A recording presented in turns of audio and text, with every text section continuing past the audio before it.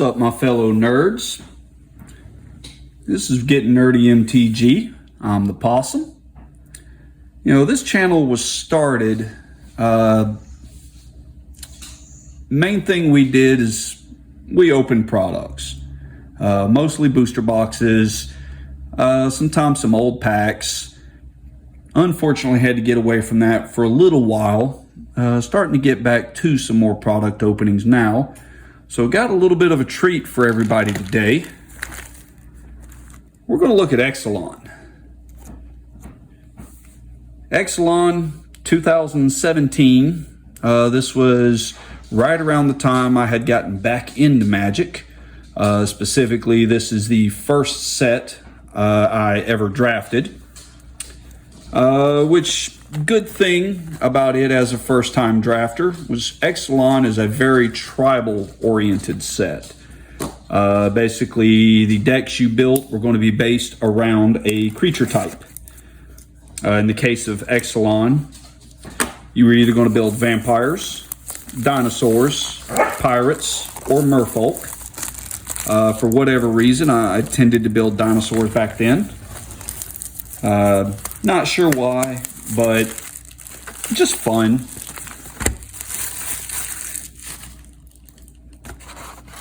But in any case, like I said, the four tribes, like I said, vampires, dinosaurs, pirates, or merfolk, you tended to build those types of decks, payoffs for having said creature types, that kind of thing.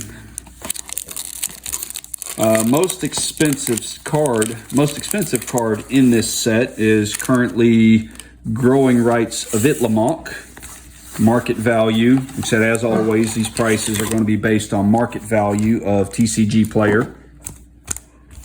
Market value of Growing Rights of Ixalan sitting right at around $20. Most expensive uncommon, actually the only uncommon that meets our $1 threshold, is the Unclaimed Territory, worth about $1.80. There are no commons that meet that $1. I want to say there's not even any that get close. So first couple of packs, we're going to skip through all the commons regardless. First couple of packs, we'll look at the uncommons. After that, we're probably going to be skipping most of those as well. Getting started. So skipping past the commons. And our uncommons. Let's move Mr. Camera down a little bit. Yeah, there we go. We have the Vicious Conquistador. Like I said, this one would have been for vampires. Got a dinosaur in Belligerent Brontodon. And a pirate, Dire Fleet Captain. Oh, what do you know? We have all four tribes first pack. Our first rare of the box is Coppola, Warden of Waves. Got our basic land and our treasure token.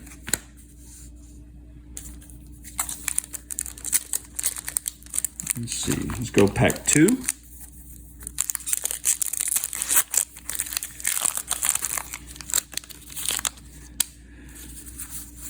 Past the commons.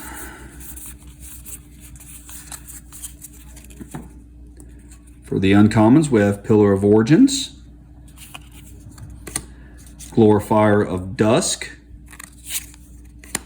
There's our first Unclaimed Territory. Basically, this would enter, you would choose a creature type. Obviously, you're going to choose the creature that you pretty much built around. You can produce a colorless, or you can tap it to add a mana of any color if you're going to use that mana to cast a creature of the chosen type. Very nice. Revel in Riches, one of the higher end rares of the set.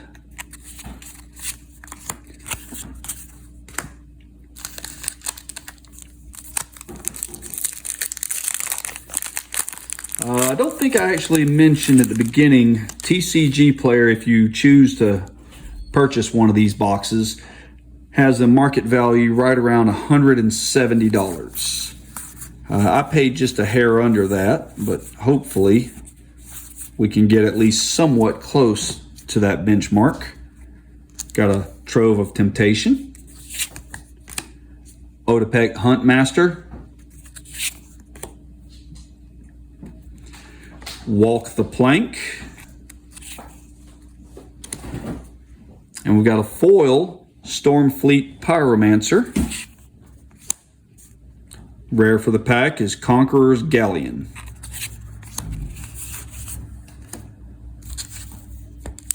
Pack 3.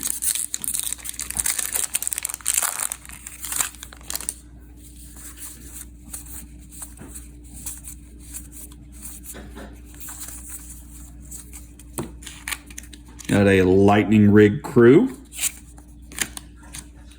Wild Growth Walker, Sky Terror, nice little 2-drop dinosaur. Flying Menace 2/2 for 2 manas, really not bad. We got Verdant Sun's Avatar. I want to say that's one of the better priced dinosaurs.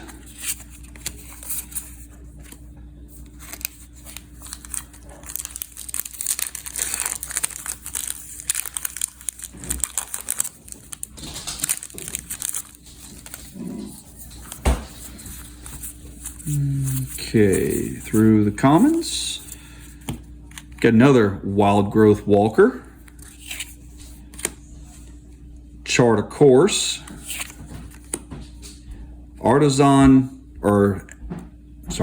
Atzocan Archer. Burning Sun's Avatar for the rare. I believe this one's worth a few dollars.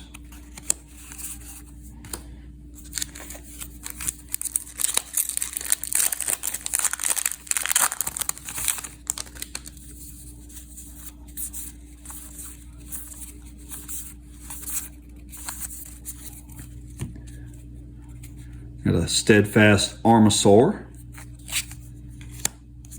Bellowing Aegisaur,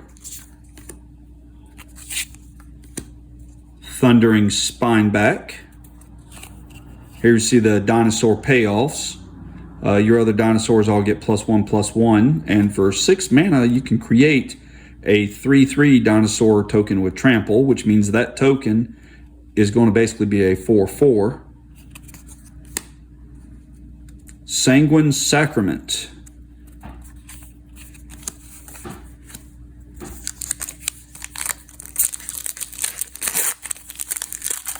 May continue to show the uncommons as long as we can make some decent time through the box. Just so you're seeing more of the cards that can actually be in this set. Rallying Roar.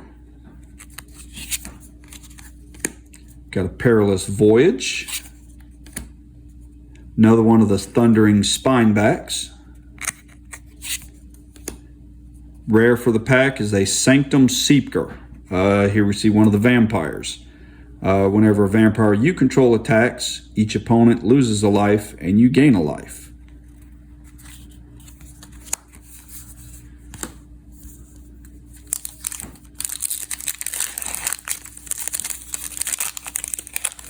This set, I really enjoyed playing this set. Like I said, it was fairly easy to draft, very straightforward, easy to build.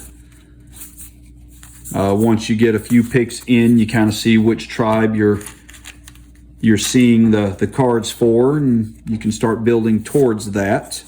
But we have a Siren Storm Tamer, Raider's Wake. We've got an Air Elemental. Nice mythic, Dire Fleet Ravager. 5 mana for a 4/4 Menace and Death Touch. And when it enters the battlefield, each player loses a third of his or her life, rounded up. Notice it does say each player, so that hurts you as well.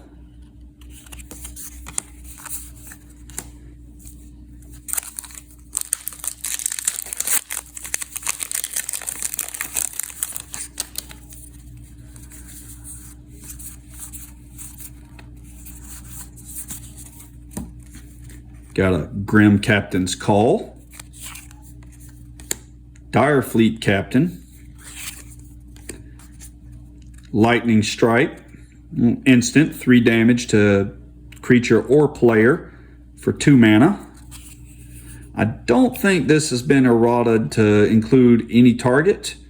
If it has, then I'm just wrong there. But if it hasn't, then this does not hit Planeswalkers. Got an Emperor's Vanguard.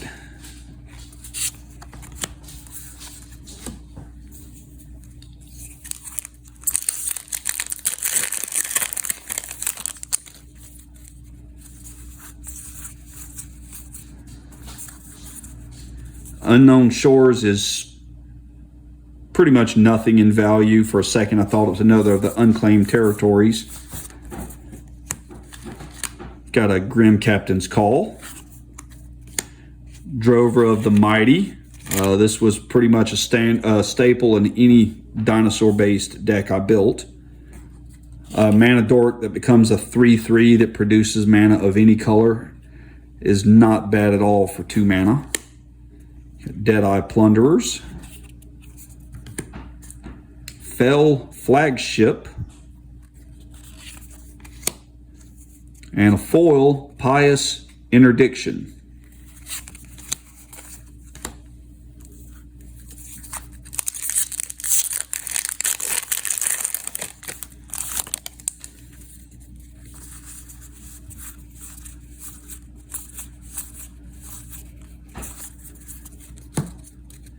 Got an Imperial Lancer. Lookout's Dispersal. Deadeye Quartermaster. Priest of the Awakening Sun. Not a dinosaur, but it still worked with your dinosaurs.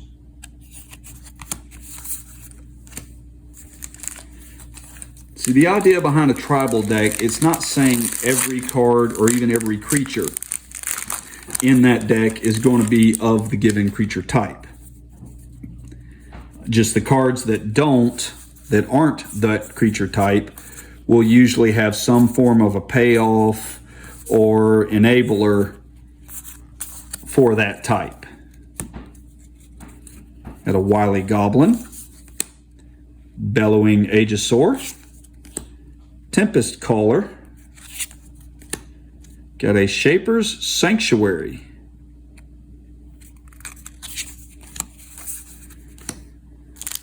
Third of the way through the pack.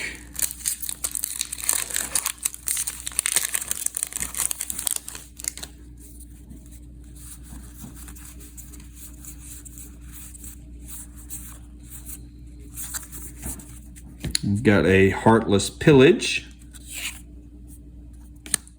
Sleek Schooner, Marauding Looter, and a Sorceress Spyglass. Another foil, this is the Duskborn Sky Marcher. 1/1 for 1 mana that flies. Pay 1 and tap it, making an attacking vampire get +1/+1.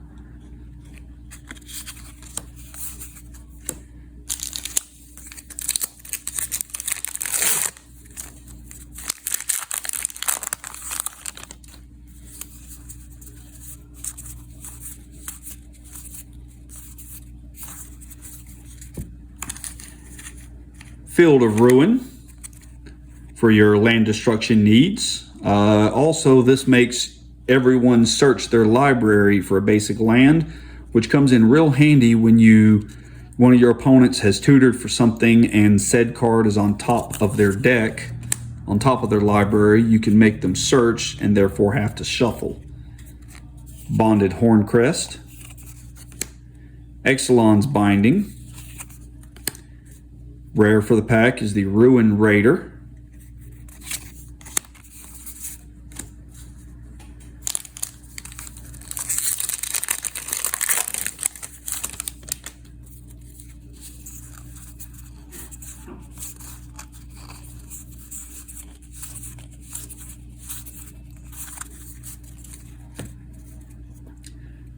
Navigator's Ruin. Call to the Feast. Got an Imperial Aerosaur, little 3/3 flyer. And one of the lands from the land cycle, Glacial Fortress. Comes in tapped unless you control a plains or an island. Very played card at the time that this set was standard.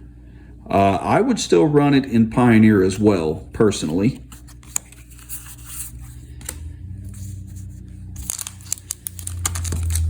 Like I said, I think I've mentioned in one of the other videos, I'm toying with the idea of building a Pioneer deck.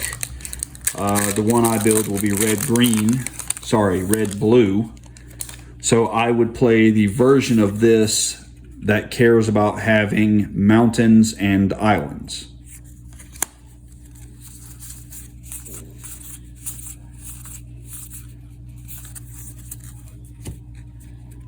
Got a Deep Root Waters,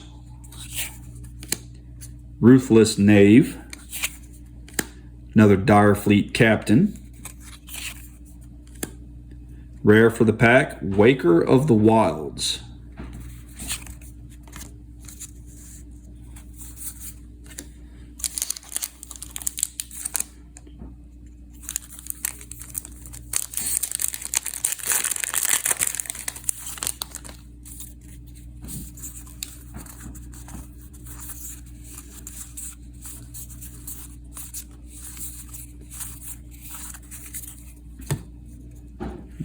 Stormfleet Aerialist, another Charter Course, decent little draw spell, Artzakan Archer again, and Maverin Fane Dusk Apostle. 3 mana for a 2/2. Whenever one or more non-token vampires you control attack, create a 1/1 vampire creature token with lifelink. These cards were in here because there were a few, I guess, dual-faced cards in the set. Basically, in most cases, they would come down as an enchantment and at some point be able to flip to a land. Some of these I want to say may have come in as artifact. Primal Amulet, I believe, was an artifact.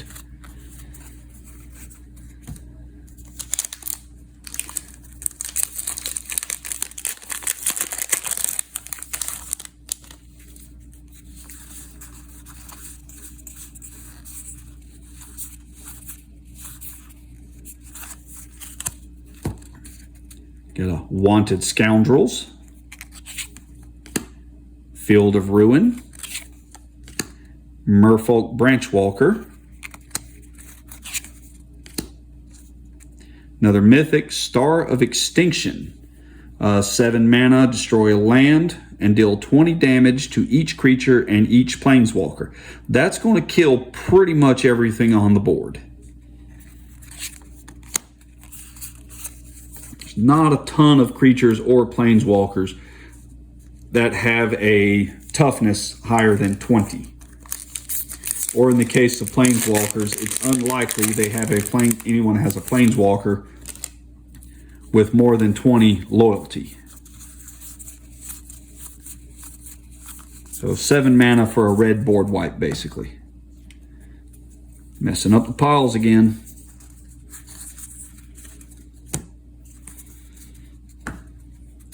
Got a Sentinel Totem,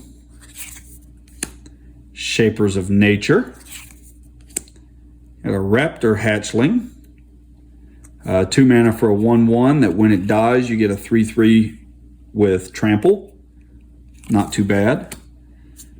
Got a Goring Ceratops, 7 mana for a 3/3 with Double Strike that when it attacks, other creatures you have will gain Double Strike until end of turn. Another foil, this one's the Queen's Agent.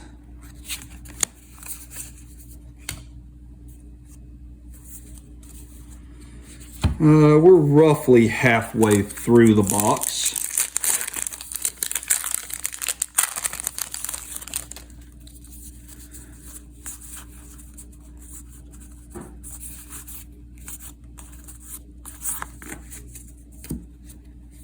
Got a belligerent Bronodon, lightning rig crew, emissary of sunrise, and a captivating crew. At the foil, slice in twain.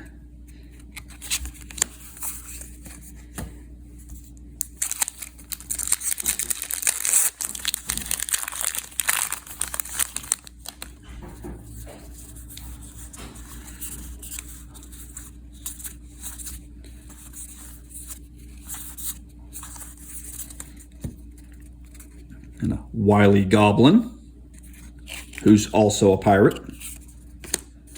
Emergent growth, Seeker's Squire, and another one from the land cycle, Rootbound Crag. In this case, it produces red or green.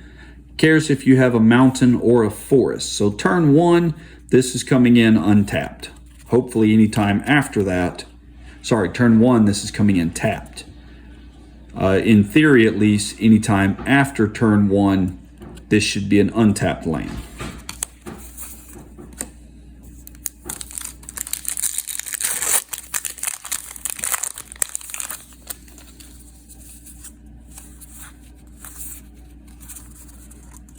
Trying to watch out for any of the dual-faced cards. I don't think I've missed any.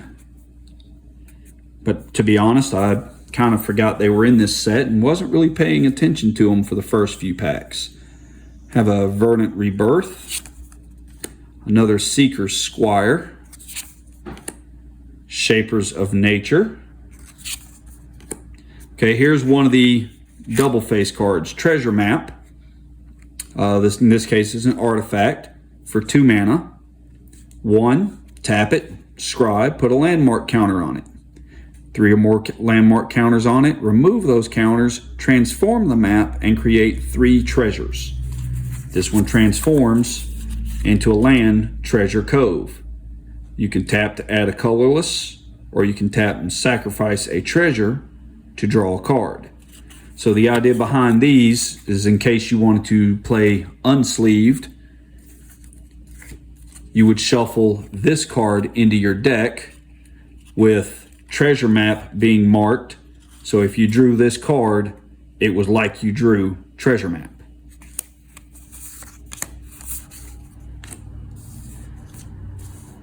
Obviously, if you're not sleeving your deck, you cannot play with a double-faced card actually in the deck.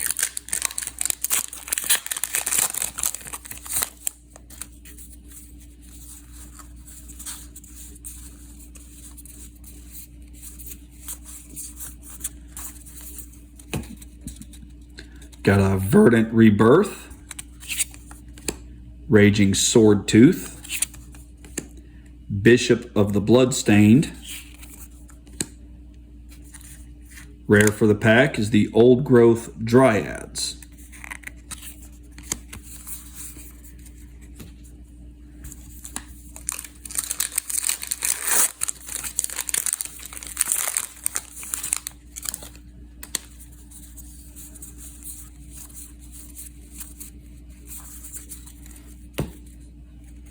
Got a Vine Shaper Mystic, Steadfast Armasaur, Merfolk Branchwalker. Rare for the pack, Ashes of the Abhorrent. I do not remember this card at all, but for 2 mana and enchantment, players can't cast spells from graveyards or activate abilities of cards in graveyards. Whenever a creature dies, you gain 1 life. So, seems like an okay card if you're not going to use your graveyard at all. Definitely shut down some very prevalent decks, specifically in Commander. There's a lot of graveyard-based strategies there.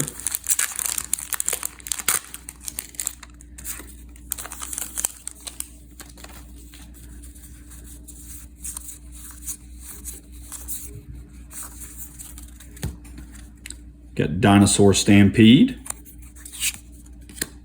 Duskborn Sky Marcher, Deathless Ancient,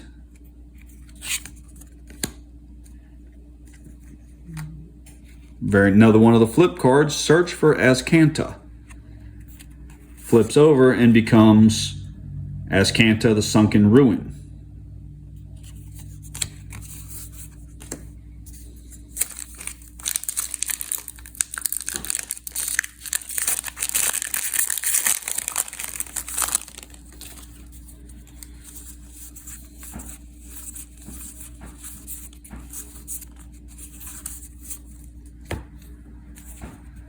Got a Perilous Voyage, Dark Nourishment, Tempest Caller,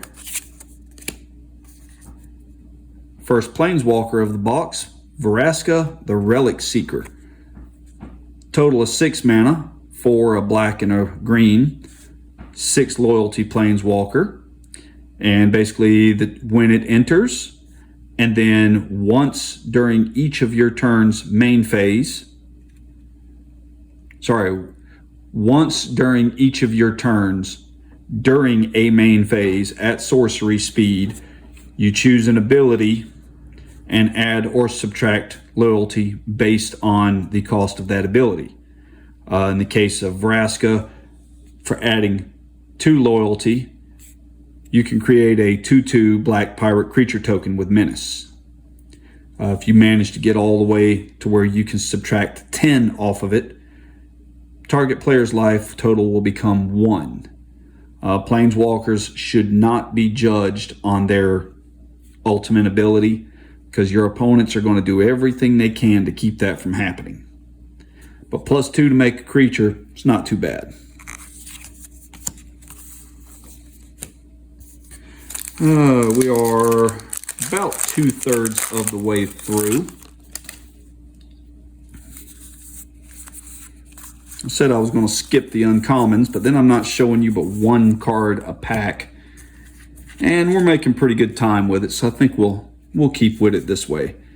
We have a Dinosaur Stampede.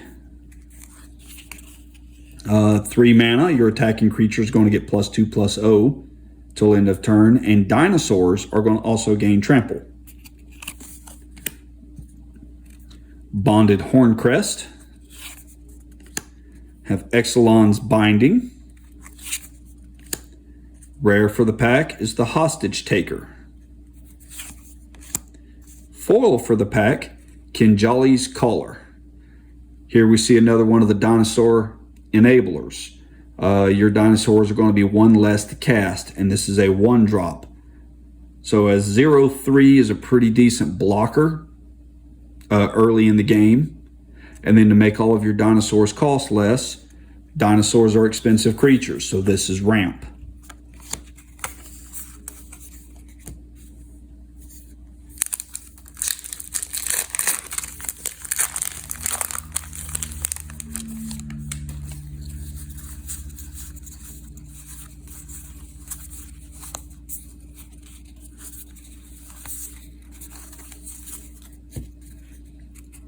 Have a Stormfleet Arsonist,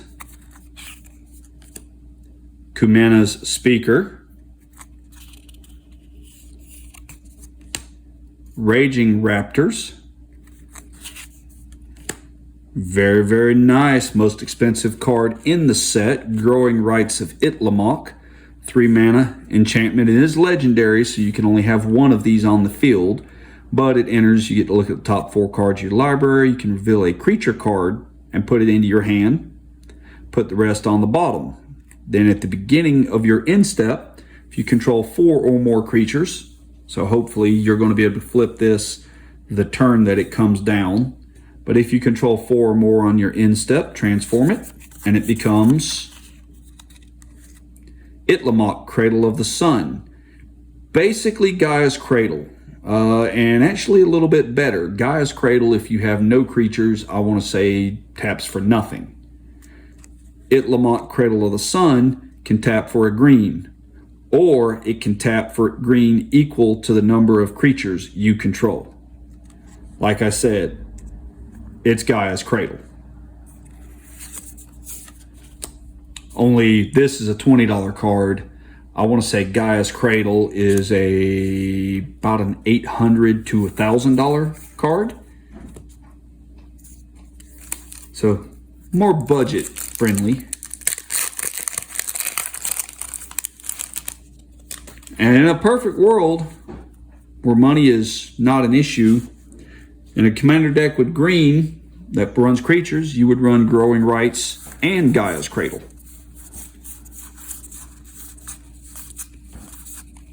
If you just have tons of money you can throw at this game.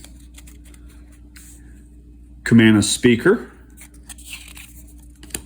Rallying Roar, Glorifier of Dusk. This is one of the creatures that when I played this set, back when this set was standard, I badly wanted a Carnage Tyrant.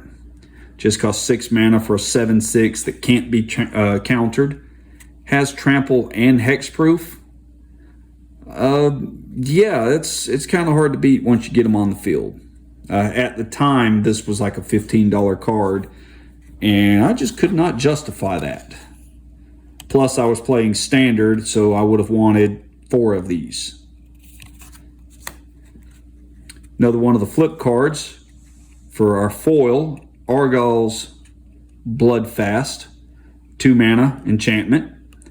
You can pay 2 as well as 2 life to draw a card.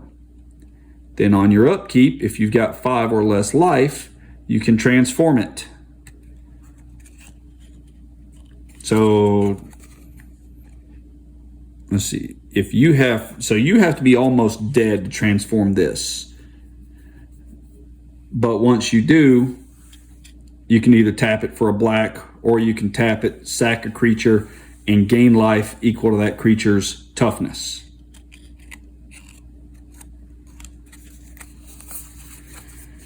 So if you're almost dead, you can flip it and then gain a bunch of life back.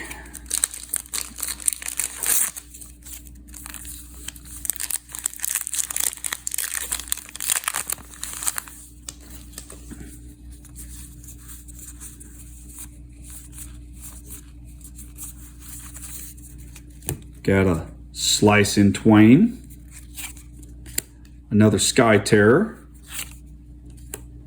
Charging Monstrosaur. This was one that I played a lot of when I was playing this set. 5 mana for a 5/5 with Trample and Haste. I liked it a lot. Shadowed Caravel.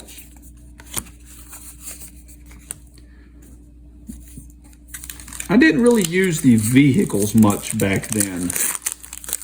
Not that I use them a lot now.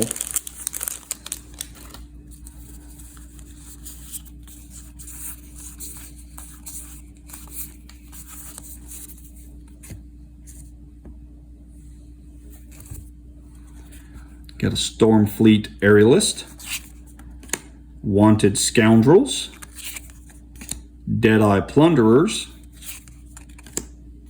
Another one for the land cycle. This one cares about islands and swamps, produces blue or black, and Drowned Catacomb.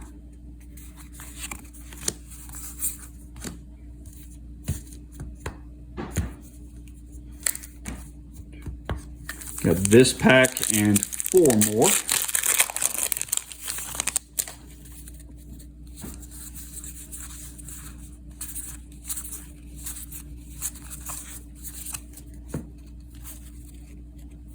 Have Favorable Winds, Kitesail Freebooter,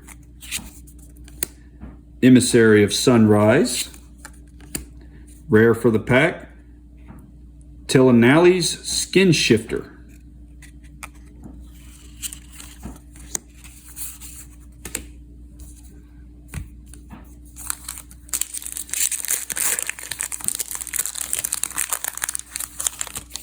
For the countdown, this is 4.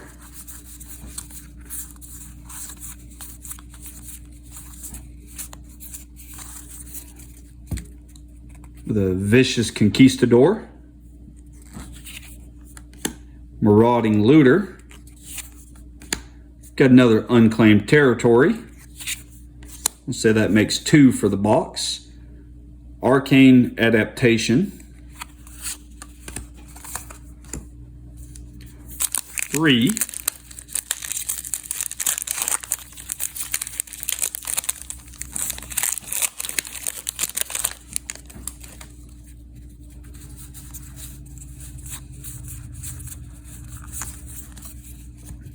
Another vehicle, Dusk Legion Dreadnought. For anybody that doesn't know the way vehicles work, it's an artifact, specifically artifact vehicle. In this case, it's 5 mana. This vehicle is a 4/6. This is not a creature though, but it does have vigilance. Vehicles have a crew cost, in this case 2. So tap any number of creatures you control, total power 2 or more. So if you have a creature with a power of 2, you can tap it. Or you can tap 2 creatures, have a power of 1. This vehicle will become an artifact creature until end of turn. You can do that on your turn to create a blocker, or actually on your turn you're creating an attacker, or on your opponent's turn creating a blocker. The good thing about the vehicles is once they are no longer crewed, they are no longer creatures, so they can't be targeted as creatures. Got a Snapping Sailback. Another Lightning Strike. Rare for the pack is the Sunbird's Invocation. Our foil for this pack is a basic Plains. 2.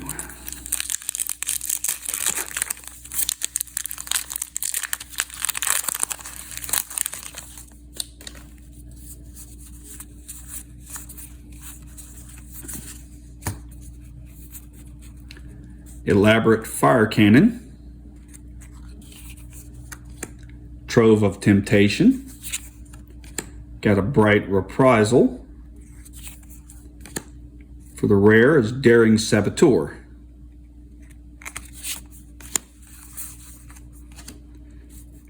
I think just about every token in this deck, or in this box, has been a treasure, with not a whole lot of exception. Like I said, there have been a few others, but mostly treasures. Last pack.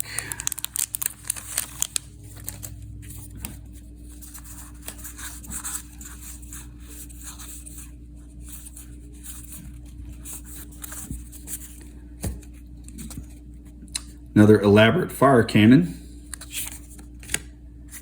Rigging Runner. Adonto Vanguard. Our foil, which is also our rare for the pack, is the Deadeye Tracker. 1/1 for a single black mana. Pay 1 in a black. Exile 2 target cards from an opponent's graveyard. And Deadeye Tracker will explore. In which case, as the reminder text says, reveal top card of your library. Put the card in your hand if it's land. If it's not a land, you put a 1/1 counter on this creature and put that card back, or put it in your graveyard.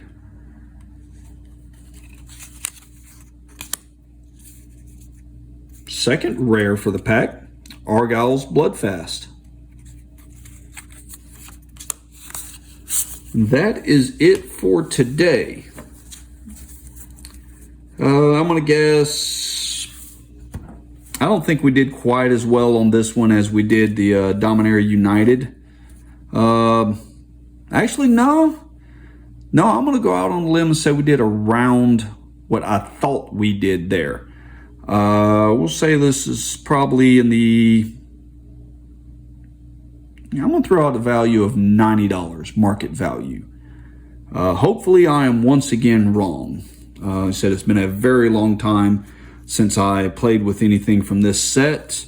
It's been just as long since I've looked at value, and value changes constantly. Before the video of any box opening or product opening I do, I look up the biggest hitters, but I don't It's not like I can memorize market value for an entire set. In this case, it's a set of 279 cards. So we're going to say $90 market value. And like I said, hopefully I'm way low. In any case, that is it for today. As always, the YouTube stuff, like, comment, share, subscribe if you haven't done that and you enjoy the channel. If you don't enjoy the channel, sorry. Unfortunately, I can't make everybody happy. But in any case, like I said, that is it for today. And we will talk to y'all next time. Have a good night.